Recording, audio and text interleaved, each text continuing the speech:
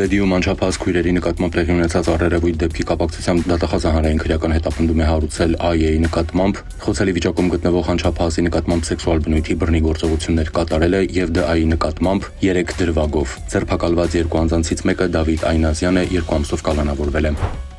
Փաստական տվյալներ են ձեռք բերվել, որ 44-ամյա եւ 36-ամյա եղբայրները ներգրավելով այլ անձանց նախապատրաստում են 32-ամյա երիտասարդի սպանությունը։ 32-ամյա երիտասարդը հայհոյել է եղբայրներից մեկին, ինչի մասին նա իմանալով ու գտնվելով արտերկրում հրահանգել է Նոր Հաչնում բնակվող 44-ամյա եղբորը վրեժխնդրության նպատակով հաշվի առդար տեսնել երիտասարդի հետ։ 44-ամյա տղամարդը մտադրությունը իրականացնելու նպատակով ձևավորել է հանցավոր խումբ, որի անդամները զինվելով ատրճանակներով եւ ինքնաձիգներով Նոր Հաչնում սկսել են որոնել 32-ամյա երիտասարդին։ Վերջինիս մտերիմների հետ Նոր Հաչն քաղաքում մեքենայով շրջելիս նկատել է 44-ամյա տղամարդուն եւ իր մոտ ապօրինի պահվող հրազենով կրակոցներ արձակել ու դիմել փախուստի։ 44-ամյա տղամարդը խմբի անդամների հետ հետապնդել է 32-ամյա երիտասարդին, կանգնեցրել մեքենան, սակայն չհայտնաբերելով նրան, ցենքի սպառնալիքի ներքոցեցի է ենթարկել 2 ընկերներին։ Պարզվել է նաեւ, որ 44-ամյա տղամարդը իր կողմնակիցների հետ սոցիալական հարթակներից մեկում ստեղծել է խումբ, նպատակ ունենալով վերահսկել 32-ամյա տղամարդու շարժը եւ հարմար պահի տեսախցիկների ու մարդկանց բացակայության պայմաններում կյանքից զրկել նրան։ Հանցավոր խմբի 3 անդամների բնակարաններից հայտնաբերվել են կալաշնիկով ինքնաձիգ, իր պահեստատուփով օդաճնշիչ հրացան, տարբեր դրամաչափի 86 փամփուշտներ, սվին դանակ, 9 անձ հայտնաբերվել ու ձերբակալվել է։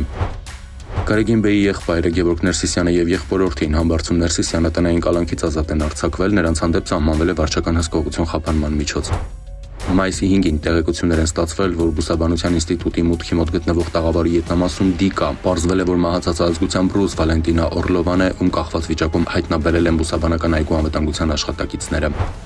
Մայիսի 7-ին ահազանգ է ստացվել, որ Երևանի Գուսանշերամի փողոցում այրվում է վագոն տնակ։ Հրշեջ փրկարները մարել են կրակը, այրվել են վագոն տնակի տանիքից մոտ 2 քառակուսի մետր եւ տնակին կից շինությունը մոտ 10 քառակուսի մետր։ Տնակին կից շինության լոգարանում հայտնաբերվել է ՊԿ-ի դին։